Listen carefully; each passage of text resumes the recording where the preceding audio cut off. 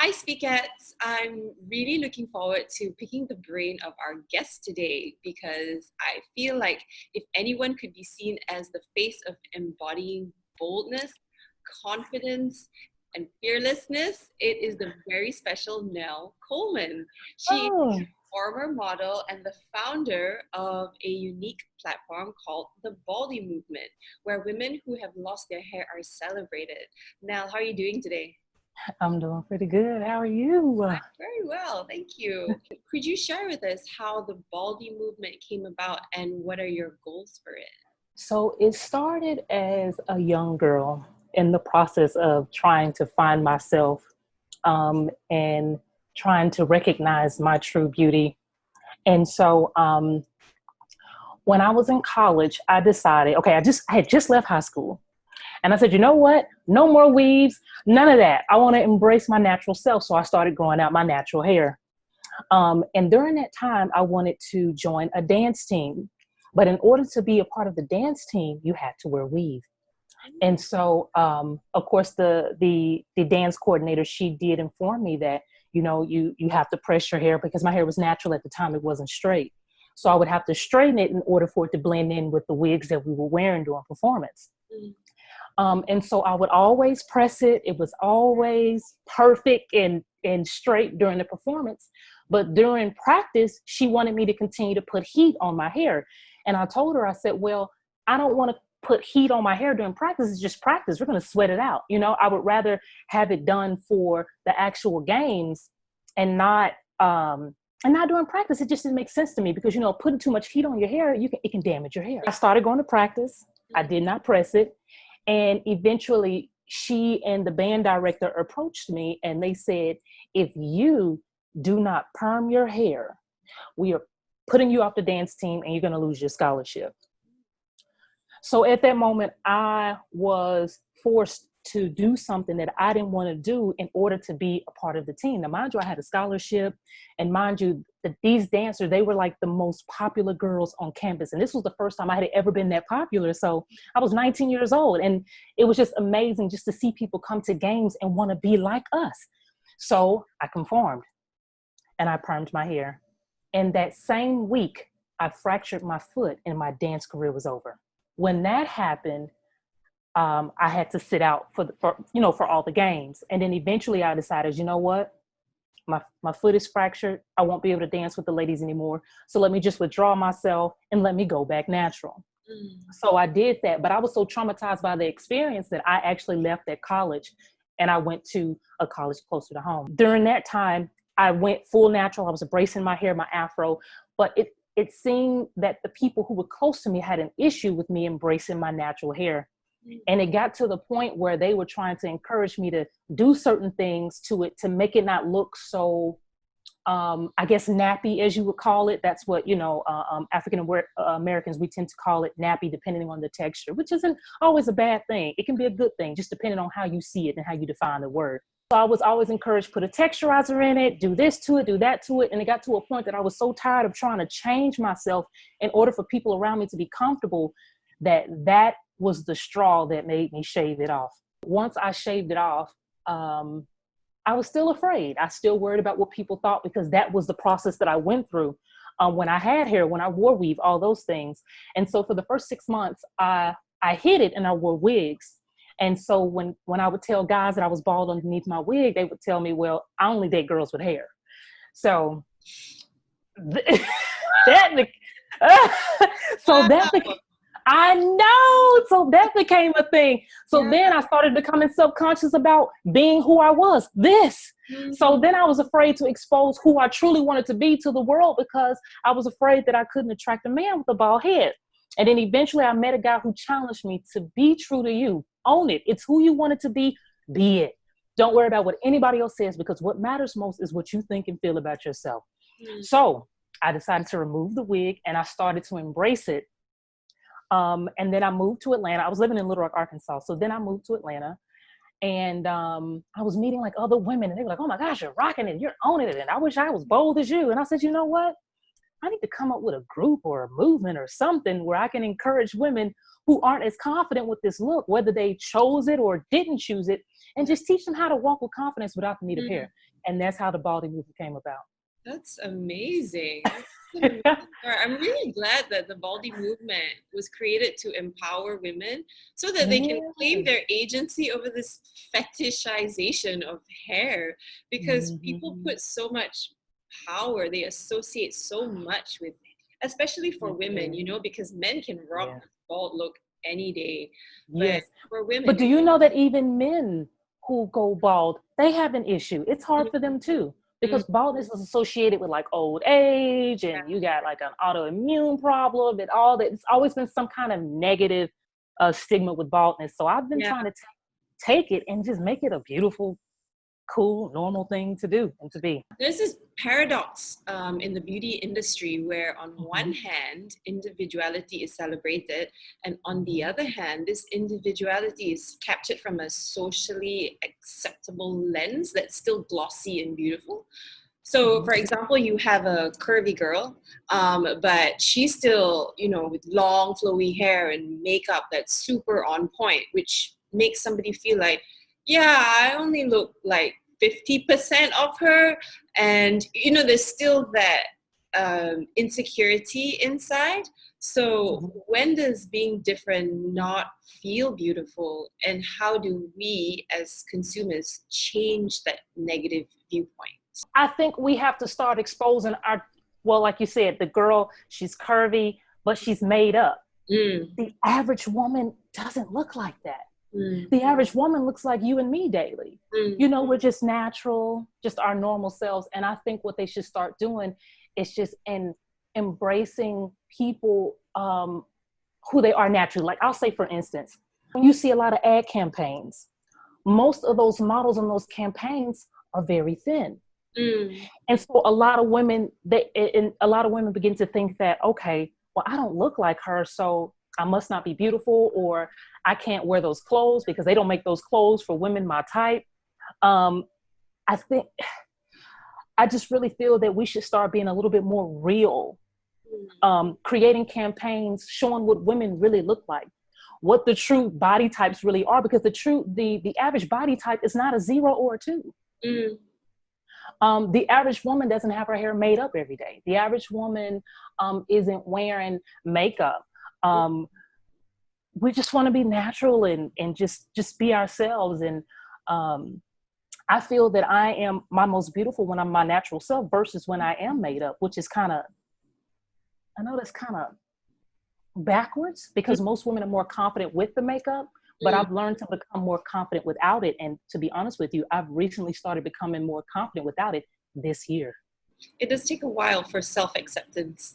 It takes a while. So in teaching these women how to love themselves, I too am going through it as well, because by me teaching them, it's like I can relate to them better. I can share with them my experiences with it. And then I can help them on the path to getting to where I am now. And you were a model too, right? So did that intensify those feelings of, you know, insecurity? It did. It did intensify me being insecure. And here's why. Because even though I modeled, there was still favoritism. There was still, oh, well, you're a model, but you still need to fix this, and you still need to do that, or you'll be more beautiful if you do this, or you need to lose a little bit more weight, or you need to, it was always nitpicking at something. And to be honest with you, there are models who I've seen on the cover of magazines, I've seen in billboards, and even they experience insecurities because they've exposed how bad racism is within the modeling industry. And I didn't know that it exists, especially with seeing women of different shades in that industry. I had no idea that that was still a thing. The modeling industry, that is a tough industry, and it will tear you down if you're not confident within yourself. And so I felt the best thing for me to do was just to remove myself from it. I think also that for people out there who are looking at these magazines should also realize that those models are humans as well, with their own insecurities. We all have insecurities, but I think through those insecurities, we just have to learn to love ourselves, flaws and all. Nobody was born perfect. We're all born with something that makes us unique and different and beautiful. The beauty industry has evolved over the last few years. For example, with the launch of Rihanna's Fenty line with 40 different shades of foundation, or more inclusivity campaigns. What has your experience been in witnessing these changes as a consumer? Well, being that Rihanna has launched a beauty line like that, I've noticed that so many more women are embracing themselves. It's like they're so excited to see that there's this woman who created a makeup line that's for all women, where in the past there were a lot of makeup industries that only made makeup for certain women of a certain skin tone. And so then for those women who they don't have makeup for, we feel excluded. Like, are we not beautiful enough? Like, do we not matter? What about us? And so I feel like that's why she's so successful, because she has included everybody. And even to go a step further, she created that lingerie line, and she has women of all shapes. That was so beautiful to watch. Yes. She created this show, and she just has, all these type of women of all different beauty types. Like, so she's really setting the standard of just showing beauty in all aspects and just helping these women to love themselves more. I think there's nothing more powerful than to look in a campaign ad or to look on the TV and to see somebody who looks exactly like you. I really appreciate her for that. And because of that, so many more women are, they're embracing themselves more, their skin tone and all of that. So, and their body type. So. Lovely. And what else do you think is missing from to address the diversity gap in beauty? The truth about what beauty truly is. That's what's missing. That's what I feel is missing. That beauty is just about being confident in your own skin. It's not necessarily about the makeup. It's not about the hair. It's not about the clothes. It's not about the fingernails. It's about you and how you think and feel about yourself. And I think that's something that needs to be talked about a lot more. That really comes through, right? When you have confidence inside, you stand a little taller, your head is held a little higher, and people will notice in terms of how you talk, how you interact with them, how you treat yourself when you do have that confidence within. And that's something that we also celebrate. And have to, it's something that has to be reminded on the daily that you are beautiful. It's something that you have to learn and train yourself to think about. Yes. And I wanted to say this, but I was trying to figure out a way to say it without sounding like I'm just for a certain type of people. But as far as the diversity gap, we need the industry to embrace dark women more. Whether it is Black, whether it is Asian, whether it is Mexican, because colorism is a thing in all nationalities. And so I think that's definitely something that people need to talk about more and address and embrace. Yeah. Like in terms of the Western standards, they have your own version of colorism. And over here in Asia as well, there is that emphasis on being fairer. This is I hope I don't sound crazy when I say this. Well, when it comes to, I don't know if white is an offensive term, but when it comes to white women, you don't really see them do that. In fact, they're out tanning. They're out getting darker and getting bronzy and tanning. They're out here they're trying to bronze themselves up while we're trying to lighten ourselves. I'm like, that's so backwards. What? Haven't you noticed that? Yeah, absolutely. They love to be in the sun. I'm telling you, they're in tanning boots. They're wearing tanning lotion. They're bronzing their skin. Well, everybody else is trying to lighten themselves while they're trying to darken themselves. You always want what you can't have, right? I think that is crazy, you know. So that was something that I've noticed that I don't think a lot of people think about. Where do you want to see diversity and beauty move towards in the upcoming years then?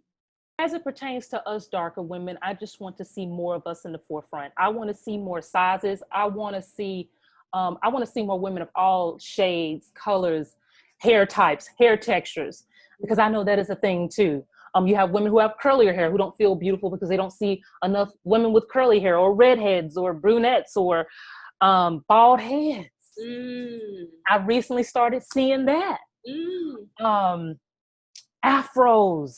mm, I just want to start seeing more of all nationalities embraced, um, because there's not just one type of beauty. There's not just one look that determines beauty.